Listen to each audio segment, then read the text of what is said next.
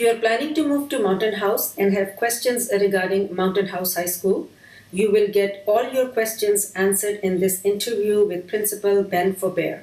Ben, first of all, congratulations on your big achievement on accreditation. Can you please share something about that? Sure.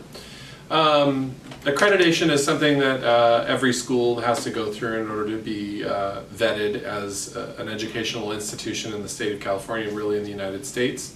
And the Western Association of Schools and Colleges is our accreditation body. Since we opened the very first year, we had an initial accreditation visit where we got our candidacy accreditation, which meant we got to work towards our full accreditation. And what happens is we go into a full self-study mode. We involved parents and students, faculty, staff, community members to talk about all the great things that we're doing here at Mountain House, and also all of the improvements that we need to continue to make in order to be a good educational institution. We write a big long report and we send it off to an accreditation committee that then comes to our school, visits us for 3 days, and then they look at the report that we wrote and they compare it to what they actually see here at the school. So what they saw when they came was exactly what we wrote in our report. They gave us some suggestions as we go forward into the future, and we received a 6-year accreditation, which is the highest that you can receive. Great. So we're very excited about moving forward and then working on our action plan over the next 6 years. And when they come back to visit us, writing another report and asking our community and our students and our faculty, staff, and parents how we're doing on that action plan, and then moving forward from that point as well. Excellent. And how long does it take to go through this process for accreditation? So it usually takes 5 years. Wow. We actually went through in 4 years because we felt like we needed to get that accreditation so that our families and our community felt comfortable with the fact that we were fully accredited. Because when you become fully accredited, colleges and universities recognize you as a fully accredited, high school, where they're confident that students are being prepared in a way that they need to be in order to be eligible for 4-year colleges and universities. Right. Excellent, excellent. This is a beautiful facility. You have a lot of grounds over here. How about the sports activities in the school? So the sports activities at Mountain House High School, we have a lot of them. So we have every major sport that's available in the California Interscholastic Federation. We belong to the Western Athletic Conference starting next year. We moved from a Division 5 to a Division 4 as we grow. As we grow even larger, every 3 years the athletic conferences redraw. So in 3 years we'll likely move up in our athletic conferences as we get larger and we have more student population. And so we have a couple of local schools that we play against. Lathrop is one of them, so it's pretty close to us. And we play in all, again, the major sports: football, volleyball, both boys and girls, soccer, both boys and girls tennis, boys and girls golf, water polo. Water polo? Yes. It's a good addition. Wow. Yes, that's new for this coming year. Yeah. Swim team, track and field, cross country, baseball, softball, all of the major sports. Wow. In fact, Amazing. not this school year, but the past school year, our girls basketball team were the league champions. And Nice. this year, our baseball team was co-league champions, so they tied with another That's team. nice. So to have such a new school, to have such great success already, really speaks to the kind of student, the kind of athlete that we have. Yes. And we do have a lot of people moving out here who are interested in those extracurricular sporting activities that we have. Absolutely. Right. Absolutely. There are so many clubs in the Mountain House High School, and you're promoting them. What is your favorite? I wouldn't say that I have a favorite, because then I think that the kids would think I'm playing favorites. Yes. What I'd like to say is that we encourage clubs at our school. Any student who has any kind of interest and has a group of friends who also have a similar interest, we encourage those clubs to establish themselves, and there's a procedure to do that. Probably the most active clubs that we have on campus would be our Health Occupation Students of America Club, who is linked to our biomedical science program. They go and compete at the state, national, and international levels every year. Our speech and debate club is huge. We have over 100 students in our speech and debate club who compete both locally, statewide, and internationally as well. We have our Key Club. Key Club is a service club. We have an Interact Club.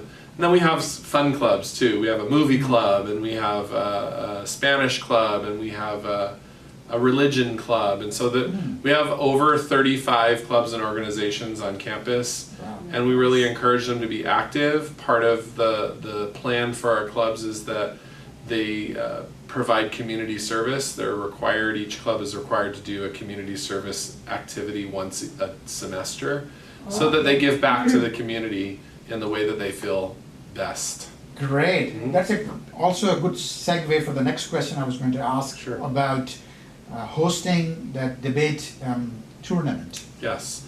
So this year, because our speech and debate club has been so popular, and we have a wonderful teacher who has years of experience in the speech and debate world, we actually were able to host the statewide speech and debate tournament right here in Mountain House. Wow. We brought thousands of students and their teachers and their parents.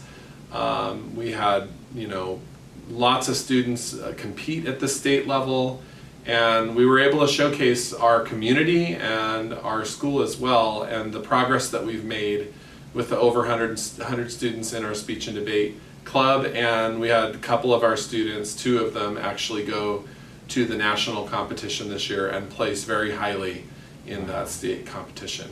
Very nice, great.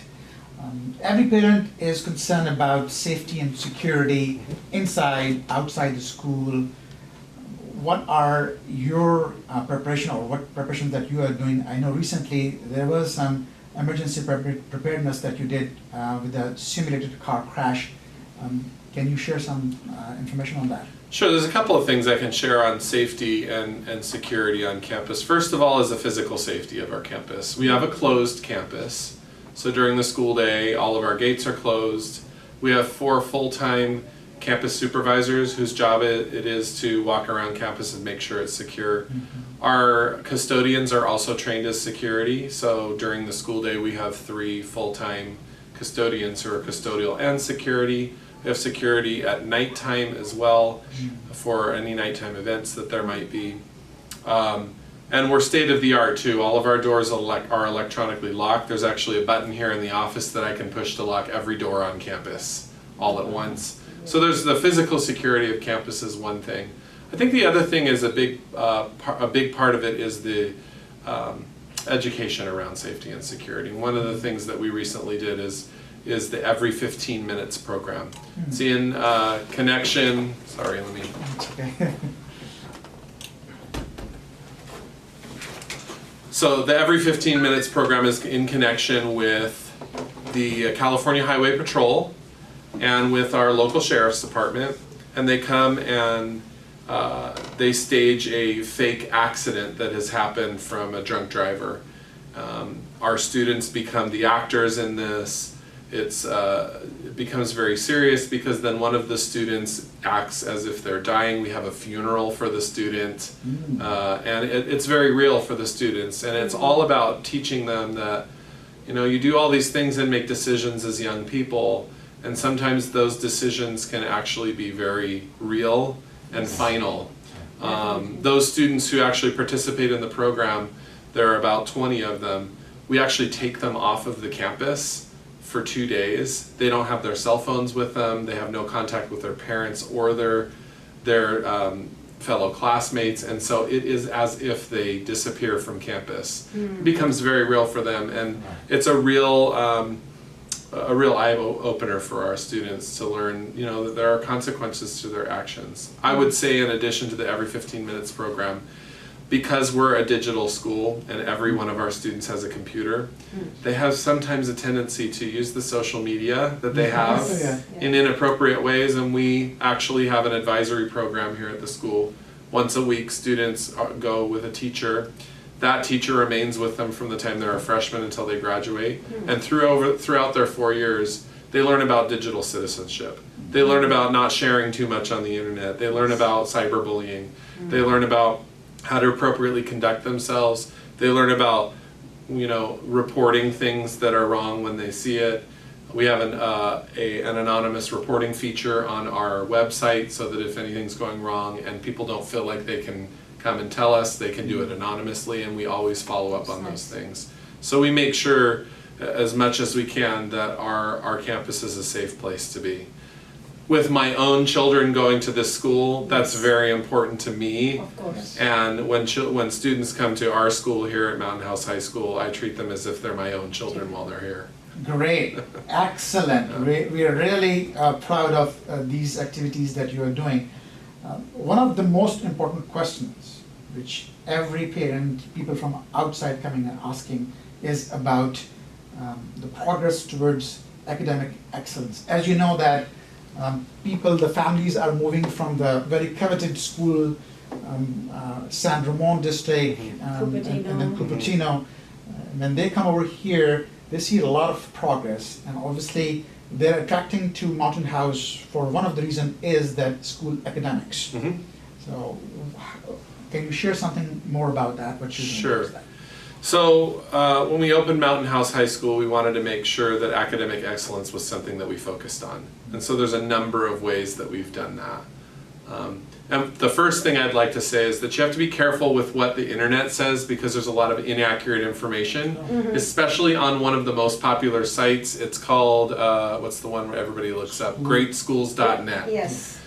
Just so everyone knows, the information on that website is actually inaccurate. They show that we only have 2 AP classes. Yes. We have like 12 AP classes that we offer at this school. Needs to be corrected. Yeah, and we've contacted those online agencies, and they don't care.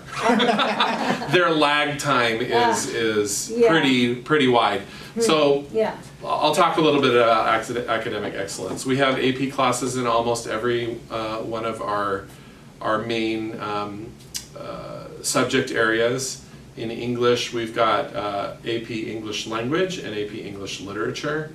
In social studies, we have AP Human Geography and AP Psychology, AP US History, AP World History, AP Macroeconomics, AP Government. So many classes. In math, we have AP Stats, AP Calc AB, and AP Calc BC. In our art department, we have AP Studio Art. And what am I missing?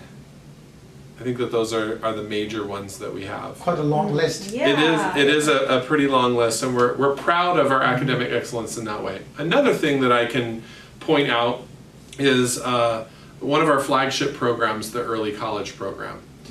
What the Early College Program is all of our students who are in the 8th grade, before they come to the high school, have the opportunity to take a college placement test through Delta College, which is literally down the street from us. Yeah. They take that placement test, and then we take some of the other scores that they have, including their grades, and they can qualify for our Early College Program, which is what they do over their 4 years of high school is they take high school courses and community college courses, and upon graduation, the students are awarded their high school diploma and an associate's degree. So when they leave high school, they're actually going into college as juniors in college. They're saving money for their families, they're advanced in their academics, and they're really looking towards finishing their college careers very early.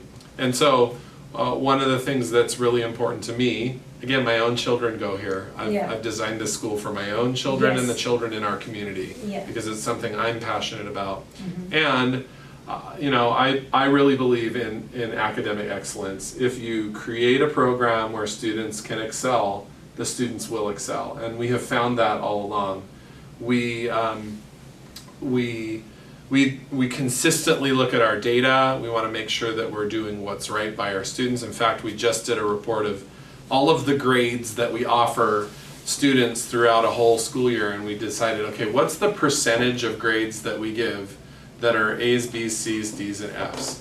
Well, I'm proud to announce that only 6% of all grades that we gave last year to all of our students were D's and F's, and everything else was A's, B's, and C's. And it's not easy to get an A, B, or C in these classes. It's not. Yeah. So we're very proud of the academic excellence that we have. My experience in education has been in very high-performing districts. I was an administrator in Pleasanton Unified School District, which is a highly regarded district as well. And we made sure that we were matching the Tri-Valley type of school, or the Cupertino type of school that you see. There. Yeah. And we're fast on the track to go that way. Our eye on the prize is to be named one of those top high schools in the nation. And so we're well on our way to do that. Excellent, great to hear that. And just to conclude, summer is upon us. There's going to be summer school as well. That's correct. So you have some information on that as well? Yeah, so summer school is, we do it through an online pathway. So summer school is typically for students who maybe lost some credits. We also use it for 8th graders, incoming 9th graders who are looking to skip over a math class. They can take a math class during the summer to start math at a higher level when they come in. And so it's a 6-week program where they get assigned an online course, but we have face-to-face teachers here for when they get stuck or they need additional tutoring or help. And they work through those courses over a 6-week period to be ready for the next school year. Great. So I heard that as a school teacher or in the school administration, you get a long time off during the summer. So what are the I get a 4-day weekend. That's all I got. See? So what are the plans for the summer? Where are the families going? The family's going nowhere. The family's going to stay at home, and we're gonna go somewhere on Christmas break. Principal Ben, on behalf of homesbypasha.com, we really appreciate your time and the insights you shared about Mountain House High School. Thank you.